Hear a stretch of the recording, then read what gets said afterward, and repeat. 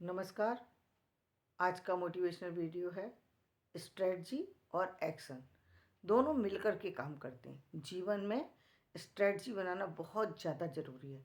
जब तक आपकी कोई स्ट्रेटजी नहीं होगी तब तक आपका कोई भी काम जो है वो सही ढंग से नहीं हो पाएगा। यह काम होगा तो काम का जो आपका पैटर्न है, जो काम का आपका तरीका है वो सही ढंग से नहीं होगा, क्योंकि स्ट्रेटजी बनती है इसलिए ताकि आपका जो काम है वो सिस्टमेटिक हो सके। काम का तरीका यदि सिस्टमेटिक है तो काम का अंजाम भी, रिजल्ट भी अच्छा आता है उसका।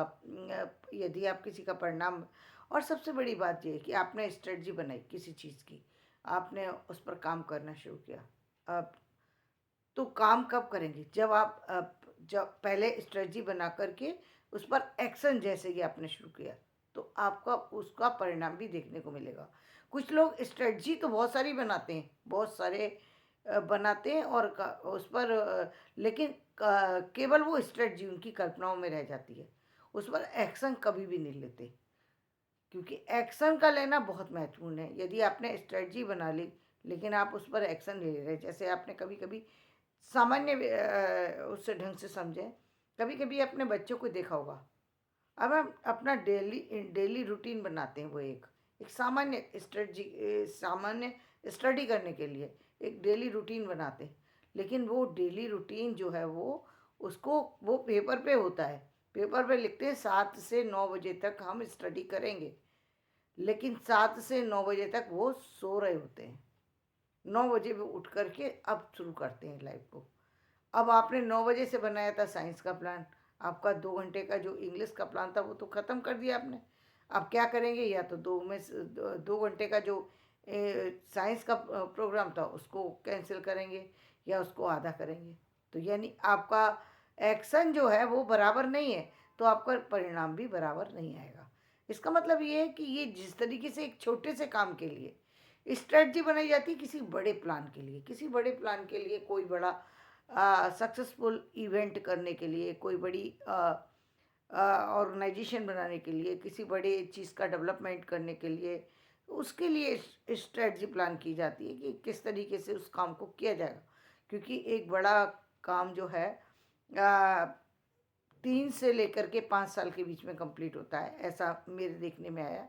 पहले तो कोई भी बड़ा काम जो है 5 साल से कम में नहीं करते थे, लेकिन अभी जो हाल फिलहाल का जो स्ट्रेटजी बनने लगी है, जो काम करने के तरीके पैटर्न बदलने लगे, उसमें मैं ये देख पा रही हूँ कि 2 साल में भी कुछ लोग कर लेते हैं, लेकिन जनरली 3 साल का एक प्लान लेकर के चलते हैं कि 3 साल में एक चीज़ कंप्लीट हो जाएगी। क्योंकि उसमें बहुत सारे पड़ाव होते हैं, जो हम सोच रहे होते हैं उसके अकॉर्डिंग हमें बहुत सारी चीज़ें ऐसी होती हैं जो बीच बीच में जो है वो दिक्कतें क्रिएट करती हैं।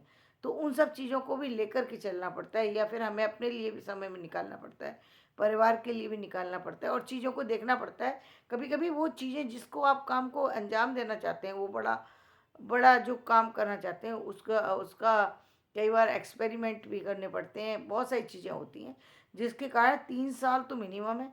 मैक्सिमम के लिए भी अब आजकल 5 साल में कंप्लीट कर ले रहे हैं लोग। पहले तो जो है एक प्लान शुरू होता था, 2 3 3 साल मिनिमम होते थे, मैक्सिमम का तो कुछ पता ही नहीं होता था। लेकिन हाँ, अब एक मैक्सिमम टाइम जो है 5 ईयर्स है। चाहे वो कितना भी बड़ा आपका कोई प्रोग्राम हो, कितने भी बड़े काम को आप अंजाम देना चाहें, तो एक 5 साल का पीरियड एक बहुत बड़ा पीरियड होता है, जिसमें आप एक अच्छे ढंग से किसी चीज़ को अंजाम तक पहुंचा सकते हैं। ये मैंने बहुत सारी सी यूनिवर्सिटी को भी देखा है कि यूनिवर्सिटी के जितने बड़े बड़े प्रोग्राम हैं, जितनी भी बड़ी बड़ी चीज़ें होती हैं, वो यहाँ तक कि पूरा यूनिवर्सिटी का पूरा ए से लेके जेड तक का सारा सिलेबस चेंज होना हो तो वो चेंज हो सकता है। सारी चीज़ें जो है पूरी तरह से उनका नवीनीकरण हो सकता है। तो ये मेरे देखने में अभी आया है, तो ये एक बहुत बड़े बड़े प्रोजेक्ट को भी 5 साल के अंदर कंप्लीट, 5 साल मैक्सिमम है, 5 साल मैक्सिमम, 5 साल की चीज़ को भी मान करके ये चला जा रहा है कि यदि 5 साल की चीज़ है तो उसको कोशिश करो कि वो 4 या 4.5 साल में कंप्लीट हो जाए, ताकि वो 6 महीने जो हैं उसमें आप उन चीज़ों को और बारीकी से देख सकें या उन चीज़ों में और सुधार कर सकें जो कहीं न कहीं छूट जाती हैं पीछे। पहले ऐसा होता था कि जो 6 महीने की चीज़ होती थी, वो 6 महीने की चीज़ जो स्टार्ट 6 महीने में करी, वो मालूम पड़ा 5 साल ले ले, 6 साल ले ले, 6 महीने की लेकर के चले और 6 साल का समय लग रहा है। अब ये है कि 6 महीने की लेके चलें, 6 महीने की 5.5 में करने की कोशिश करेंगे, उसको 6 में कर लें, तो मैक्सिमम हो जाता है कि 6 तो वही फिर बहुत एंड मतलब वो है। तो ये बड़े जितने भी गाइड हैं, चाहे बड़े कोई भी डायरेक्टर हैं या कोई और ऑर्गेनाइज़र हैं, तो वो इस तरीके से अब अपनी कामों की प्लानिंग कर रहे हैं और इस तरीके से बड़े-बड़े यहाँ तक कि साइंस के बहुत बड़े-बड़े प्रोजेक्ट जो है, वो कम दिनों के अंदर कंप्लीट हो पा रहे हैं। वो प्रोजेक्ट भी कम समय में लेकर के और अच्छा रिजल्ट दे रहे हैं। तो ये एक नई चीज़ ही नवीनीकरण हो रहा है इस समय समाज के अंदर।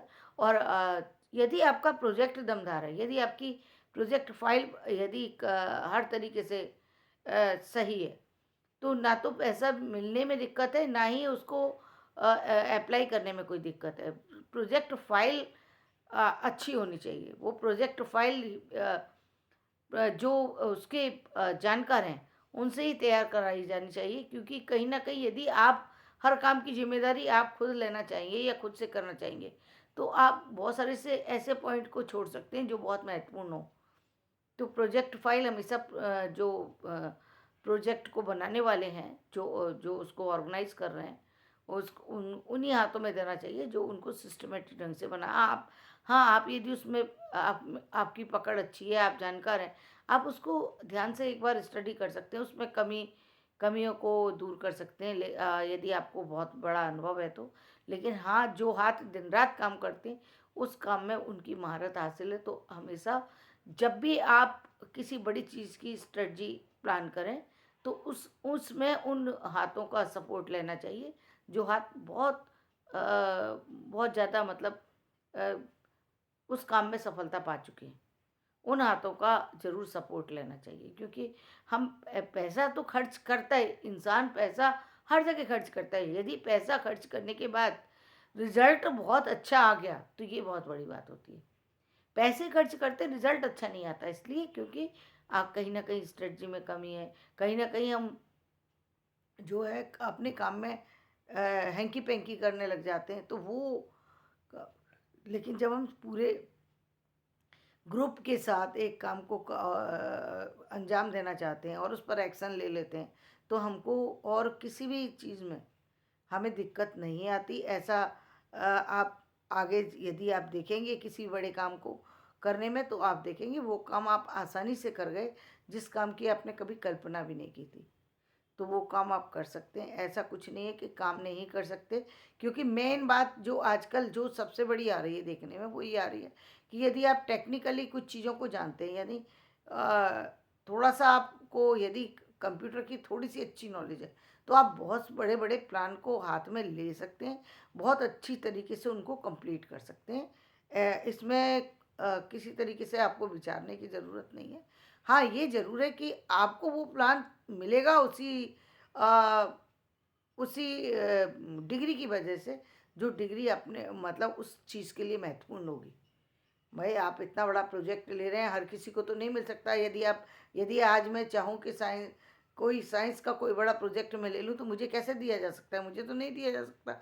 जब मैं साइंस की एबीसीडी नहीं जानती, बेशक मैं उसका प्रोजेक्ट बहुत अच्छा बना सकती हूँ, बहुत सारी चीज़, वहाँ वो चीज़ नहीं मुझे मिलेगी।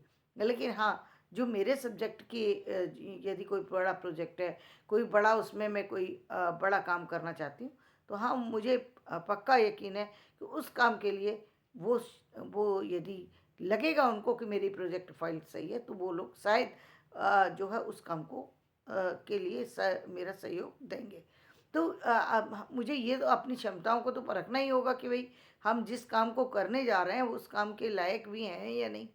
तो वो तो हमें सबसे पहले रखना पड़ेगा। लेकिन बाकी जो चीज़ें हैं कि जिसके वजह से व्यक्ति को प्रॉब्लम आती है, वो ये है कि स्ट्रैटेजी बनाने के बाद एक्शन नहीं लेता व्यक्ति, या एक्शन लेता है तो गलत तरीके से लेता है। उसको कई बार ये भ्रम होता है कि मैं सारे काम अपने दम से कर सकता हूँ। ये बहुत बड़ी भूल है, बहुत ही बड़ी भूल है। भाई एक व्यक्ति सारे काम को नहीं कर सकता। एक पूरे सिस्टमैटिक प्लान को कंप्लीट करने के लिए एक ग्रुप की आवश्यकता होती है पूरा। इसीलिए बहुत जगह हाँ, ये है कि अब मुझे लगने लगा है कि कुछ चीज़ें ऐसी हैं जहाँ पर जो कहते हैं किसी चीज़ की ज़िम्मेदारी सीईओ यदि आप किसी एक व्यक्ति को बना दे रहे हैं तो वो चलेगा। लेकिन बाकी जो व्यक्ति उसके साथ जुड़े हुए हैं जो और तो वहाँ सैलरी बेस्ड होने चाहिए। वहाँ पर ये जो आजकल जो एक एनजीओ वाला जो सिस्टम है जिसमें 5 लोगों को साथ साथ लेके चलिए, 7 लोगों को साथ लेके चलिए। 7 लोगों को साथ लेकर के चलना अच्छी बात है, लेकिन व्यक्ति विशेष यदि ले रहा है तो व्यक्ति विशेष के हाथ में होना चाहिए, क्योंकि कई बार जो दूसरे लोग हैं वो उसको चीट कर जाते हैं। ये मेरे देखने में आ रहा है। तो ऐसी इसमें थोड़ा-सा परिवर्तन की आवश्यकता है कि जो पहले हम कहते थे 3 लोगों की ज़रूरत है, अब तो मुझे लग रहा है 3 की भी ज़रूरत नहीं है। उस व्यक्ति विशेष के पास ही वो चीज़ होनी चाहिए कि उसको पूरी अथॉरिटी होनी चाहिए उसकी कि वो अपने किसी भी काम को पर एक्शन ले सके, अपना काम स्टार्ट कर सके, और यदि उसको लग रहा है काम बराबर से नहीं हो सकता या इसमें कोई गड़बड़ी है, तो वो वहाँ पर उसे मना भी कर सकता है। ये पूरी उसके हाथ में ही होना चाहिए।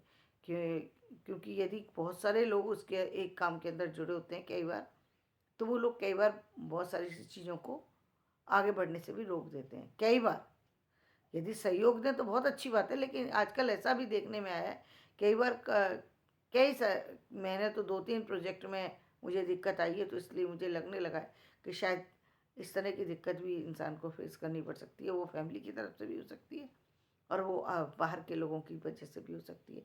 तो धन्यवाद, आज का वीडियो मैं यहीं समाप्त करती हूँ। तो अपनी स्ट्रेटजी अच्छी बनाइए और उस पर एक्शन भी सही ढंग से लीजिए। आप देखेंगे आपने जो काम हाथ में लिया है उसको आप अच्छे ढंग से कंप्लीट कर पा रहे हैं।